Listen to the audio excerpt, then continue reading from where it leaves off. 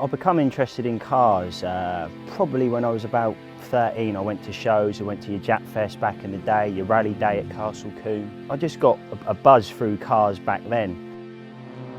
I was driving back from work one day and I saw a Honda Civic EK9 come flying past me and instantly put a smile on my face. I wanted to be that person. I just got a buzz. I got turned on by Hondas straight away. To be fair, my first car, I wasn't very happy with. I had a Metro. I used to drive it up and down sort of my mum's place. Didn't like it. To be honest, I didn't want to be seen in the car. When the EK9 was produced, it come out of the factory, I think it was 185 brake horsepower, but for a car that's 16 years old, it's just unbelievable. Everything, every aspect of the EK9 was really thought about through Honda, which again, from my point of view, if I'm going to buy a car, I want to know that it's got a lot of background to it and it's been thought about.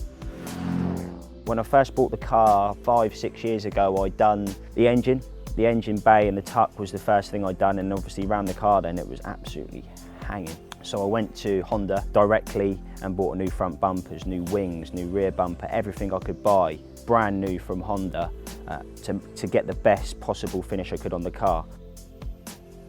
The reason why I went down the road I did with mine is because there was an EK, well, it was an EJ9. That was a big part of my life, I suppose. I mean, we went to a show and it was Vince's EK, and it had a pink engine bay, a big K20 in it.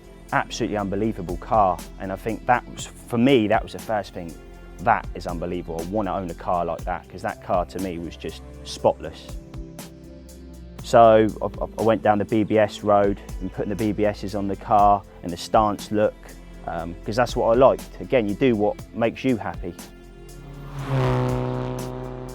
Mods on the car, so starting off with my engine, obviously Jasmine manifold, upgraded pistons, upgraded polished head, the rocker cover's been smoothed, the engine bay's been smoothed, I haven't taken the holes out, I've had bolt spikes been put in, I've got a JDM strut bar, I've polished everything I can possibly get my hands on in there, the throttle body, the inlet manifold, and obviously then I went down the road of spraying my car, so I got my front end of my car sprayed first and then got bits done down the line when I could.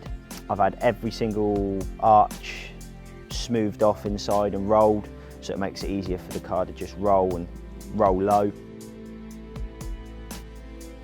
It is an addiction, it's like a drug, I suppose, in modern cars. It's just, you do one thing, yeah, oh, I could do this to make it look a little bit better in my eyes, and it's a never-ending story, it really is. When you're waiting for something to be done, I suppose it's like getting your next hit. I've been very lucky to sort of apply for shows and actually been accepted, which is a big thing from my point of view, i.e. places like Mod Nats, again 100% tuning, loads of big shows all over the UK and around Europe. I go to and you win trophies and stuff, and again that's another appreciation from other people, because the work you've put into the car, they're accepting and appreciating it as well as you.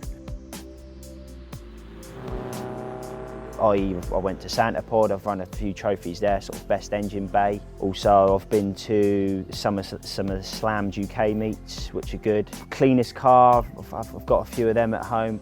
Jap Fest 2 was really good for me. It was a blistering hot day. This was last year.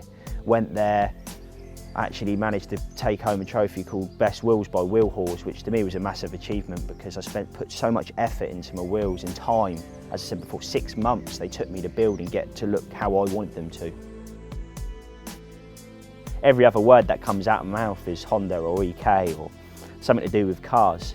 I think if someone offered me, say, £100,000 for my car, that's not the point. My car's worth more to me than that. I really do appreciate my car, and look, it's like another part of my family.